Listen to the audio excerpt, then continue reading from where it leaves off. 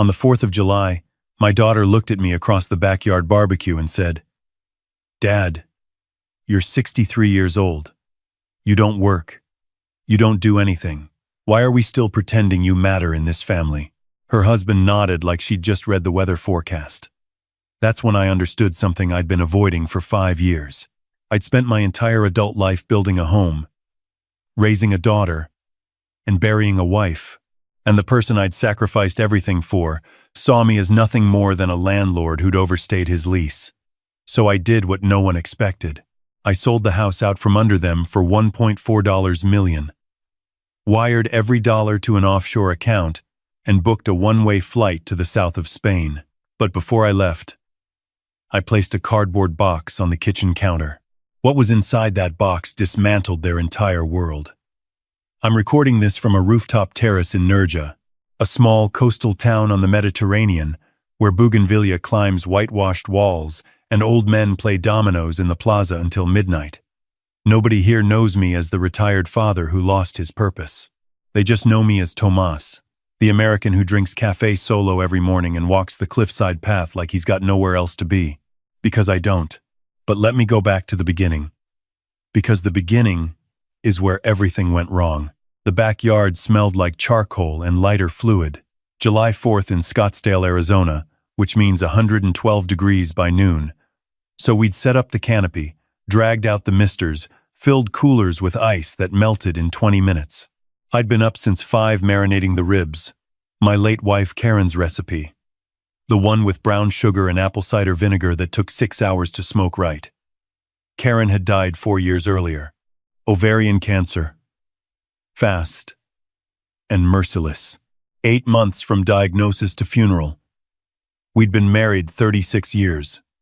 After she passed, the house felt enormous. 4 bedrooms. A pool I never used.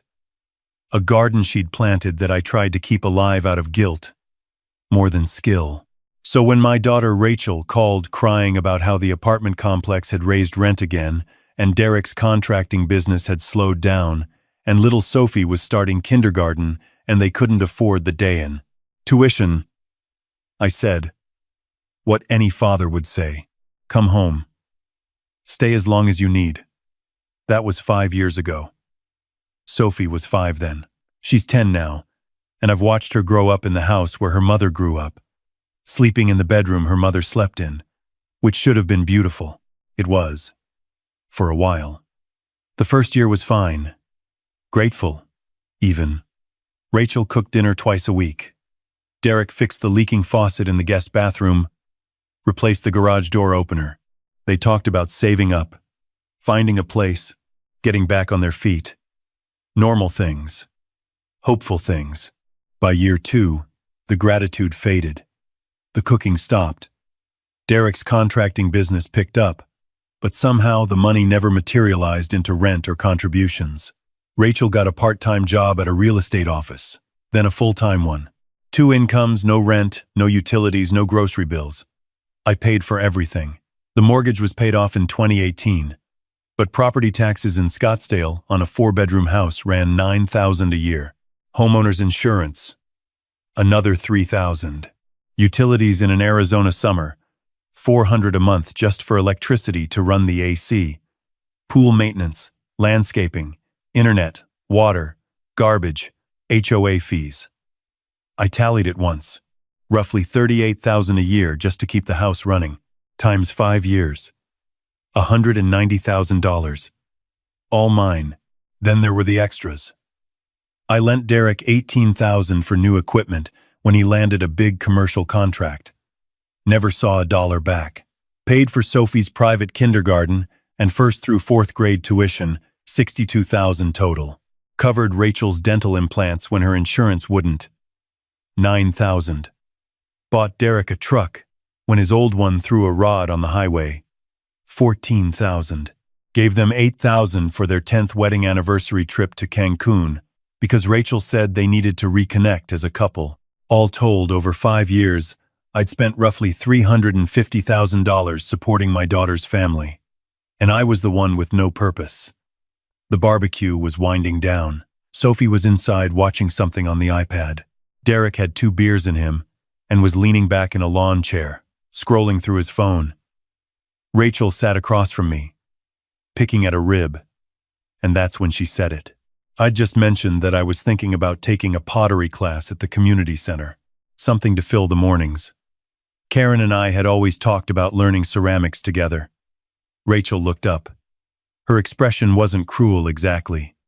It was worse than cruel. It was dismissive, like I'd suggested something mildly embarrassing. Dad, come on. A pottery class? You're 63, you don't work. You don't really do anything around here. Why are we still pretending you matter in this family? I mean, honestly, Derek and I have been talking, and we think it might be time to discuss the house situation. The ribs turned to cement in my stomach. What house situation? Derek sat up, put his phone down. Rehearsed. They'd practiced this. Frank, we've been here 5 years, Derek said, using my first name instead of Dad, which he'd never done before. The house is paid off. You're retired on Social Security and your pension. You don't need a 4-bedroom place. Rachel and we're raising Sophie here. This is her home. We think it makes sense for you to transfer the deed to us and maybe find a nice 1-bedroom apartment or one of those active senior communities. They've got shuffleboard, bingo, the whole deal. Shuffleboard. The man who'd rebuilt an engine at 19, managed a machine shop for 31 years, and raised a daughter alone after his wife died, was being offered shuffleboard. You want me to give you the house? I said. It's not giving, Rachel said, leaning forward. It's transitioning. You'd still be family. You'd visit. But Dad, you walk around here like a ghost. You watch TV in the living room when we're trying to have family time. You rearrange things in the kitchen. You make comments about how Derek parks in the driveway. It's like living with a supervisor who never clocks out. This is my house, Rachel. I built the addition on the back with my own hands. Your mother and I picked every tile in the bathroom. And Mom's gone, Dad. She said it soft, but it landed like a hammer. She's been gone 4 years. The house is full of her stuff, and you won't change anything. We can't even repaint the living room, because you'll have a breakdown over the color Karen picked in 2011. We're stuck in a museum, and you're the curator. Derek nodded.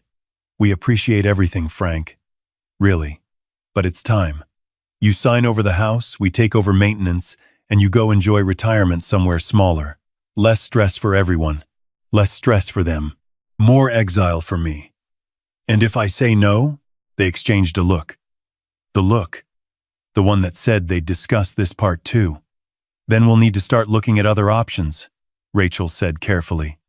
For Sophie's sake, she needs stability. Not a grandfather who's stuck in the past moping around a house that's too big for one person.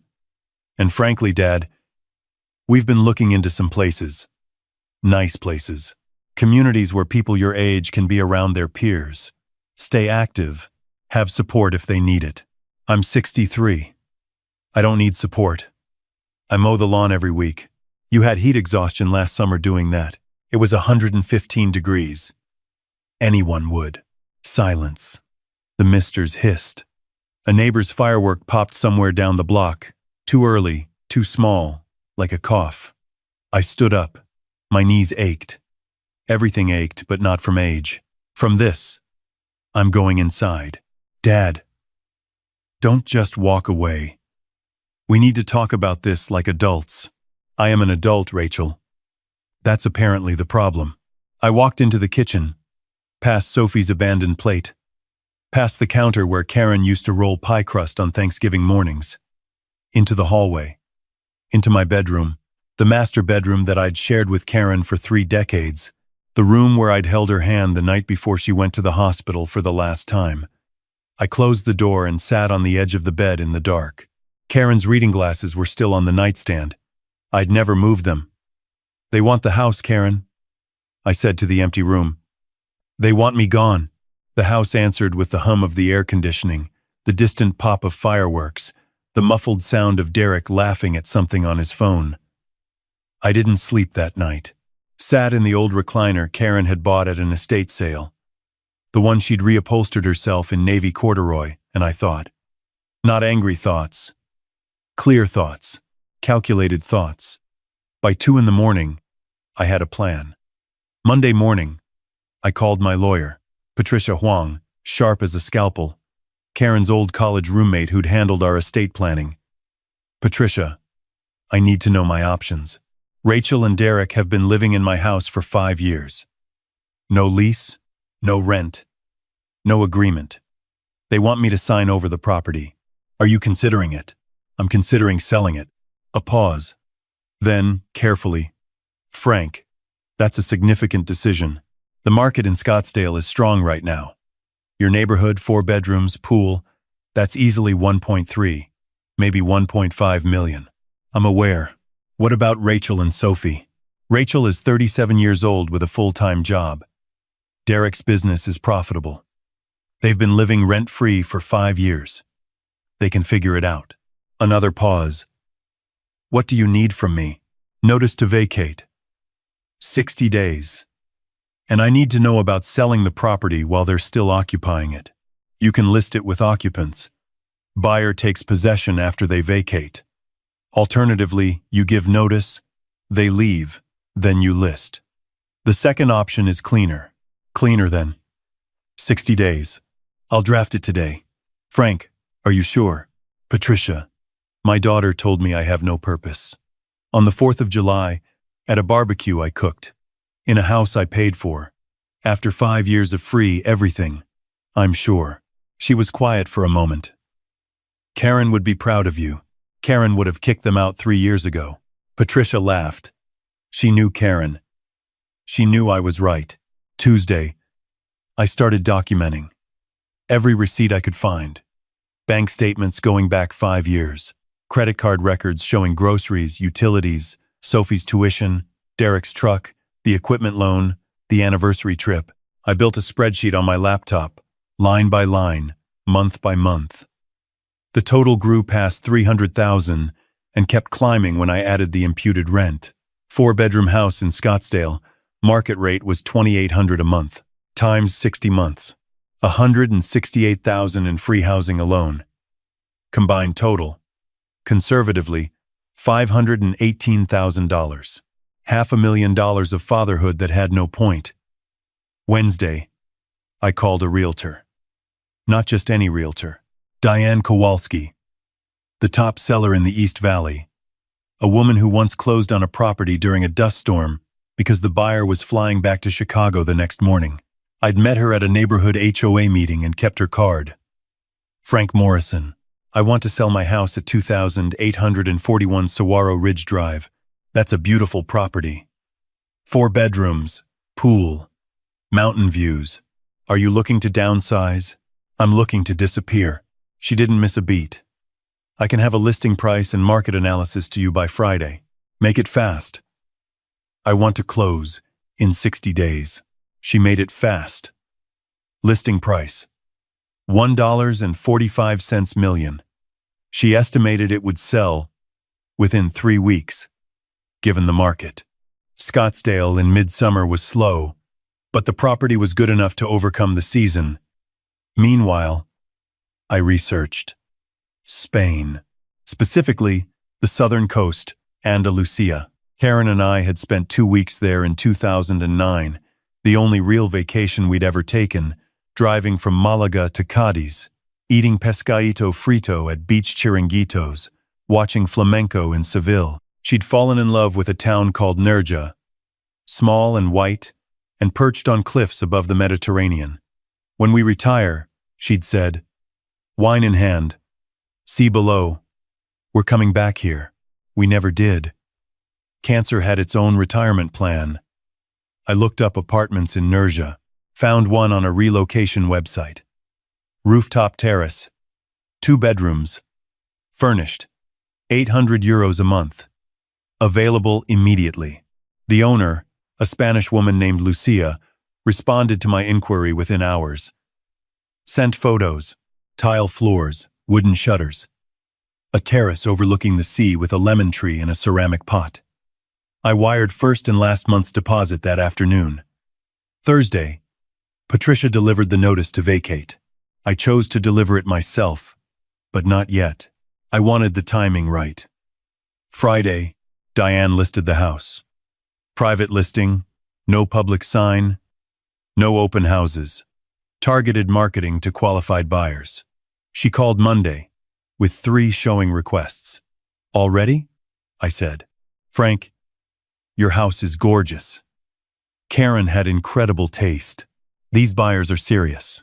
The first showing happened Tuesday while Rachel was at work and Derek was on a job site. Sophie was at summer camp. I let the buyers in, a young couple from California, relocating for tech jobs, and watched them fall in love with the kitchen Karen had designed, the backyard she'd landscaped, the reading nook she'd built under the stairs for Rachel when Rachel was 7. They made an offer that evening. $1.42 million. Cash. 30-day close. I countered at $1.44 million with a 60-day close to align with the eviction timeline. They accepted the next morning. Now, I had to tell Rachel and Derek. I chose a Wednesday evening. Sophie was at a sleepover with her friend Madison. Rachel and Derek were in the living room watching some renovation show, which struck me as ironic given the circumstances. We need to talk, I said. Rachel muted the TV. Derek sat up. I handed Rachel the envelope, cream-colored. Her name, and Derek's written in my careful handwriting. The same penmanship Karen always said looked like an architect's. What's this? Open it. She did. Read the first page. Her face went white. Not dramatically white, the kind of white that starts at the edges and works inward, like milk being poured into coffee in reverse. You're evicting us? I'm giving you 60 days to find your own housing, which is more than the 30 Arizona law requires. Derek grabbed the papers. Read them. His jaw worked like he was chewing something tough. You can't sell the house, Frank. This is our home. It's my home. My name on the deed. My money that paid for it. My wife, who designed every room. Your guests who forgot to leave. Dad. Rachel's voice cracked. The manipulation voice. I'd heard it when she was 16 and wanted the car keys, when she was 22 and needed rent money, when she was 32 and needed a place to live. Always the same crack. Right on cue. Rachel, you told me I have no purpose. You told me I don't matter. You suggested assisted living. You and your husband, who have lived in my house for 5 years without paying a single dollar, asked me to sign over the property I built with your mother. I didn't mean it like that. I was just being honest about. You were honest. For the first time in years, you were completely honest. And now I'm being honest. The house is sold. Buyer closes in 53 days. Your 60-day notice gives you a week of overlap. Use it. Derek stood up. Bigger than me by 4 inches and 40 pounds, but I didn't move. You're going to put your granddaughter on the street? I'm going to let her parents be parents for the first time in 5 years. You make good money, Derek. Rachel has a full-time salary. You've had no rent, no utilities, no major expenses for half a decade. If you can't afford housing after all that, that's a reflection of your financial choices, not my responsibility. Where are you going? Rachel asked. Tears now real or performed, I couldn't tell anymore. Away. Away where? Somewhere I have a point. I turned and walked back to my bedroom. Locked the door. Sat in the recliner. My hands were steady. My pulse was calm. I felt, for the first time in 5 years, like the floor beneath me was solid. The next 6 weeks were chaos. Their chaos, not mine. Rachel cried. Derek threatened. They called Patricia, who shut them down with the precision of someone who'd done this before. They called a lawyer of their own, who told them what Patricia had already told me. They had no lease, no ownership claim, no legal standing. They were month-to-month occupants in a property they didn't own. Derek tried negotiation. What if we pay rent going forward? Market rate. Whatever you want. The house is sold, Derek. What if we buy it from you? We'll get a mortgage. You can't qualify for a mortgage on a $1.4 million property. We both know that. Rachel tried guilt. Sophie is going to be devastated. You're tearing her world apart. You tore it apart on the 4th of July when you told your father he was pointless in front of his granddaughter. Sophie heard that, Rachel. She was inside, but the window was open. Children hear everything. That one landed. I saw it hit behind her eyes. She heard. She asked me the next morning why Mommy said Grandpa doesn't matter. I told her Mommy was having a bad day. But we both know it wasn't a bad day. It was a bad character. I packed while they spiraled. 2 suitcases, warm weather clothes, my laptop, important documents, Karen's wedding ring on its chain, the photo album from our Spain trip, a small watercolor Sophie had painted for me in 2nd grade, a cactus wearing a sombrero with the caption, "World's Best Grandpa" in wobbly purple letters. I wasn't leaving memories. I was leaving people who didn't deserve to make new ones with me. The cardboard box I prepared last. This was the important part. Inside, I placed printed copies of my spreadsheet, every page, every line item, every dollar. 5 years of invisible generosity made visible. On top, a letter, Rachel and Derek. This box contains a complete accounting of what I've provided your family over the past 5 years. The total is $518,000.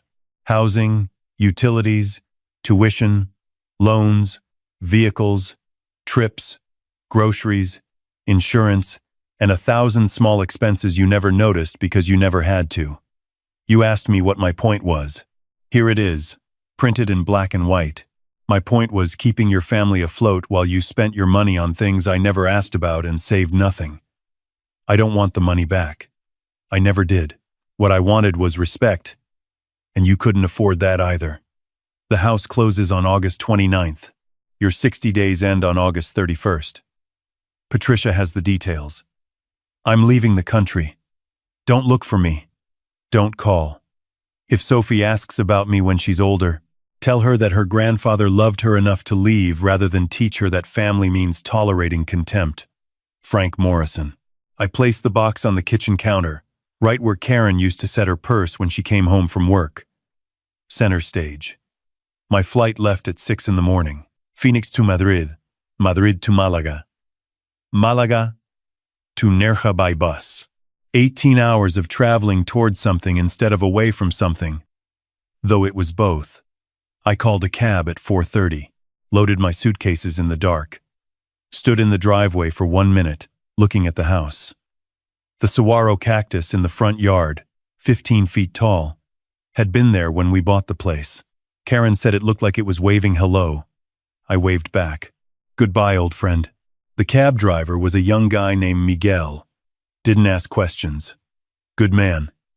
At the airport, I turned off my phone, checked in, got terrible coffee, sat at the gate watching the sky turn pink over the desert mountains through floor-to-ceiling windows. Beautiful morning to leave everything behind. My phone buzzed in my pocket at 7:14, 40 minutes before boarding. I glanced at the screen. Rachel, then Derek, then Rachel again. They'd found the box. I powered the phone off completely. Now boarding flight IB 2619 to Madrid. All zones. I handed my boarding pass to the gate agent. She scanned it, smiled.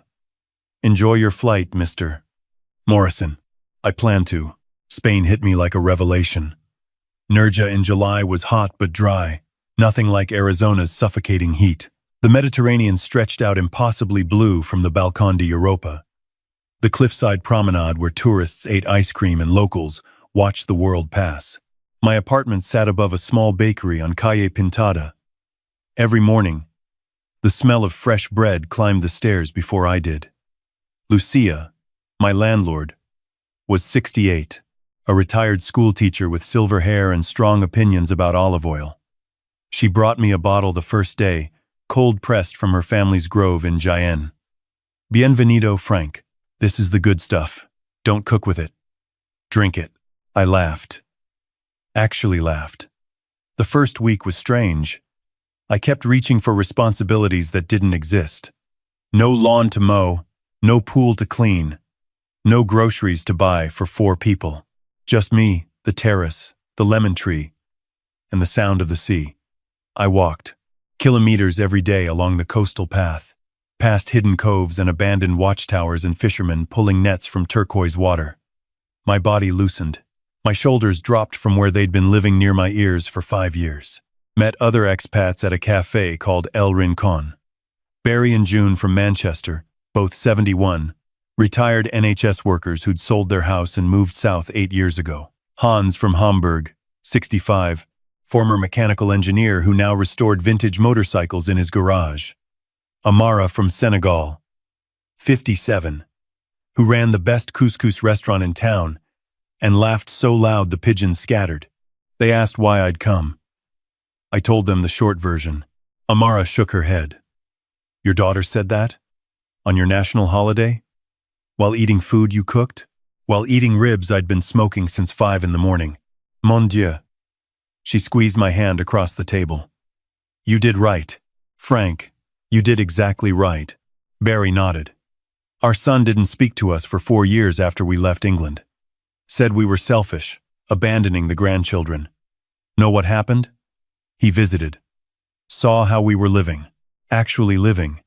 Not just existing in service of everyone else. He apologized. Now he comes every Christmas. Does it always work out like that? No, June said. Sometimes they never come around. But Frank, it's not about whether they come around. It's about whether you can look at yourself in the mirror. Can you? For the first time in years. Yes. 3 weeks in, I tried something I'd never done. I walked into a flamenco school near the plaza. Not to dance, just to watch. But the instructor, a woman named Carmen who was maybe 40 with posture like a steel beam, spotted me at the door. You want to learn? I'm 63. I have 2 left feet. I've taught students with no feet. Come in. The first lesson was humbling. Flamenco is fury and precision and grace, and I had none of those things. But when I stomped my heel against the wooden floor and heard the sound crack through the room, something broke loose inside me. Something that had been locked up since Karen died, since Rachel stopped seeing me, since I became furniture in my own house. I went back the next day, and the next. Started learning Spanish too. Proper lessons, not apps. My teacher was a university student named Pablo, 24, endlessly patient with my mangled conjugations. You're improving, Frank. I'm butchering your beautiful language. You're attempting it. Most Americans don't even try. That means something. A month in, I turned on my old phone, just to check that Patricia had everything under control. 47 missed calls, 29 texts, 11 voicemails, all from Rachel and Derek. I didn't read the texts, didn't listen to the voicemails. Opened Patricia's email. Frank, house closed successfully. $1.44 million. Net proceeds after fees and taxes approximately $1.28 million. Deposited into your account. Rachel and Derek vacated on day 56. Minor damage to the garage wall looks intentional, but within the security deposit equivalent we held back. They've retained a lawyer but have no legal basis for action. I've sent a cease and desist regarding the harassment calls. Everything is handled. Take care of yourself over there. Patricia. I sat on my terrace reading that email as the sun set over the Mediterranean, the sky turning amber and violet, fishing boats heading back to harbor, $1.28 million. Added to my pension, Social Security, and savings, I had just over $1.7 million. In Nerja, where rent was €800 and dinner cost 12, that money could last the rest of my life. I replied to Patricia, "Thank you for everything. I'm staying in Spain indefinitely. Please help me look into Spanish residency options. And Patricia, if Rachel contacts you again, tell her I'm alive, I'm well, and I'm done." Then I blocked every number associated with Rachel and Derek, deleted the voicemails unheard, the texts unread. Whatever they had to say was 5 years too late. Months passed. My Spanish improved, from terrible to functional. I could order complicated tapas, argue gently with the vegetable vendor about the ripeness of his tomatoes, understand Carmen when she told me my footwork was getting better. which she did rarely, and always with a raised eyebrow that said, "Don't get cocky." The flamenco helped more than I expected. Something about the discipline, the controlled anger, the art of expressing pain through movement instead of words. Karen would have loved it. She'd have been better at it than me. She was better at everything that involved grace. I started writing. Not a blog exactly. More like letters to nobody. Stories about starting over, about Nurja, about learning that retirement wasn't an ending but a door you'd been too busy to notice. Posted them on a simple website Pablo helped me set up. Small readership at first, then growing.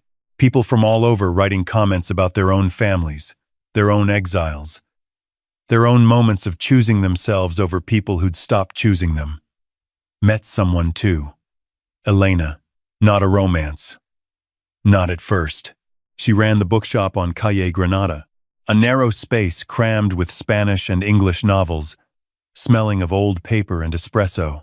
She was 61, widowed 3 years, originally from Valencia.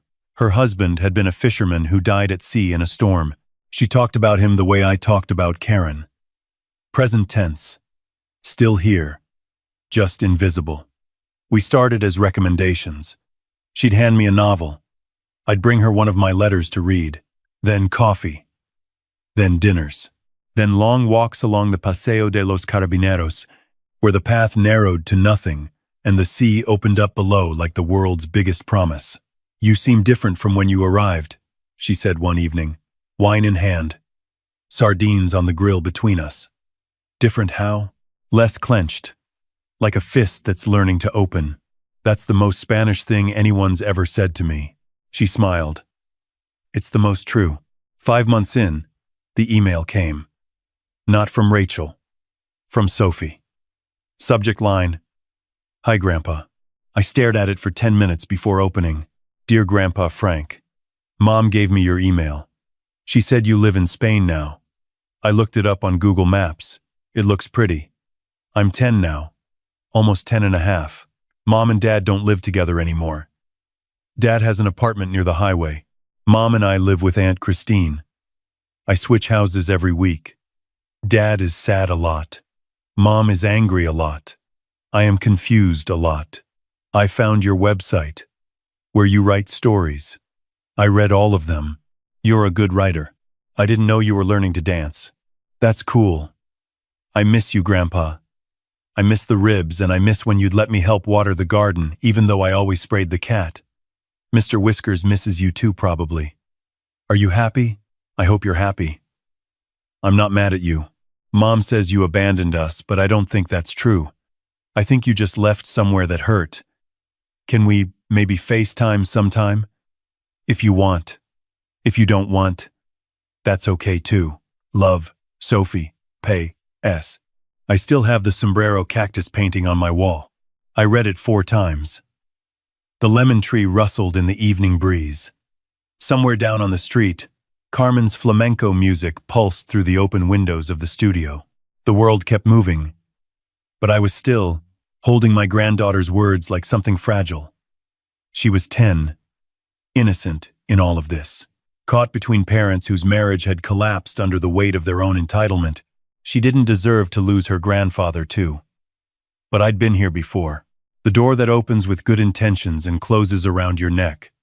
I called Elena. Told her about the email. What does your heart say?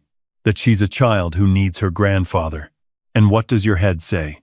That Rachel could use her to pull me back in. Then set the terms yourself. You're not the same man who left Arizona, Frank. That man would have said yes to everything and lost himself again. This man can say yes to Sophie and no to everything else. I wrote back. Multiple drafts. Careful words. Dear Sophie, thank you for your email.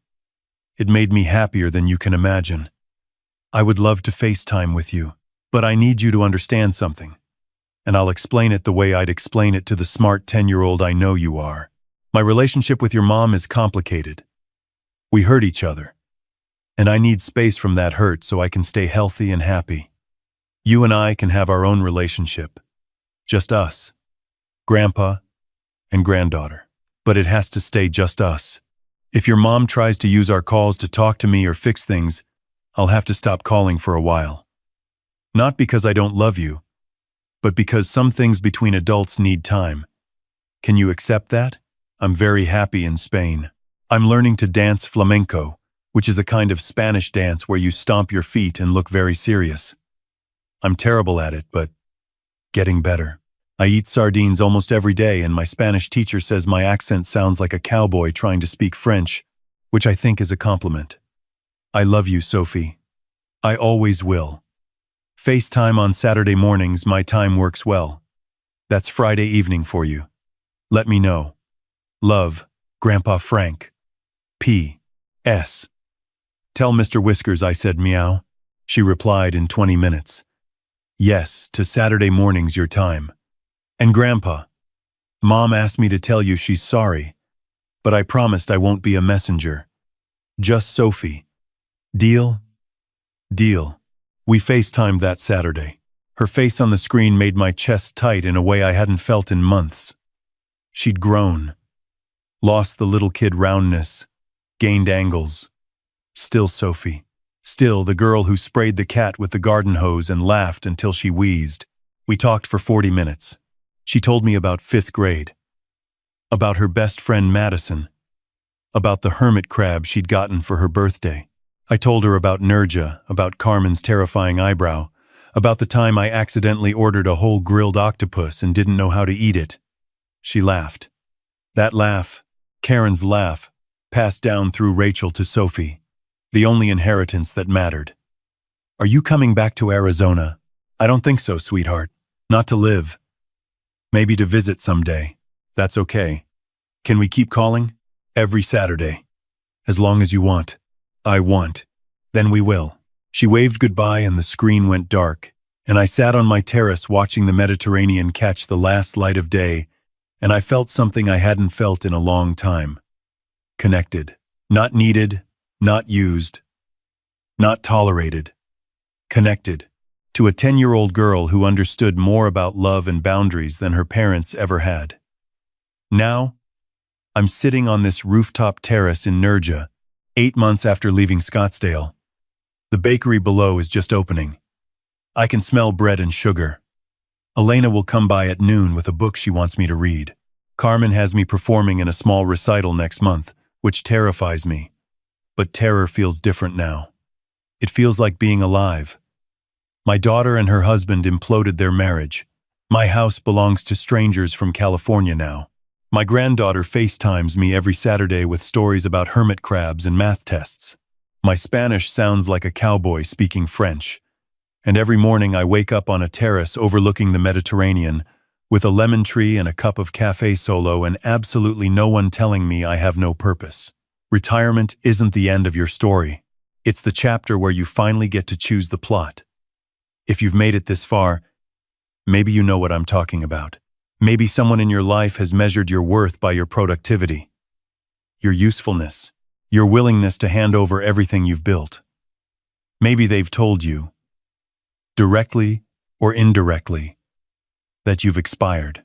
Here's what I learned in 8 months of Spanish sunlight and flamenco lessons and sardines on the grill. Your purpose isn't something other people assign to you. It's something you carry. It was always yours. You just forgot because you were too busy carrying everyone else. I'm 63 years old. I'm learning a new language in a country my wife loved. I'm dancing badly but with conviction. I'm writing things that strangers read and respond to with their own stories of survival. I'm building a life that no one gets to evaluate, judge, or dismantle. The bread is ready downstairs. Time to go get some. Maybe a slice of tortilla too. Elena says I eat too much bread, but she smiles when she says it.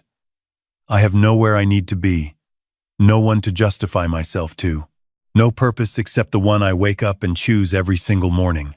Turns out that's more than enough. Turns out that's everything.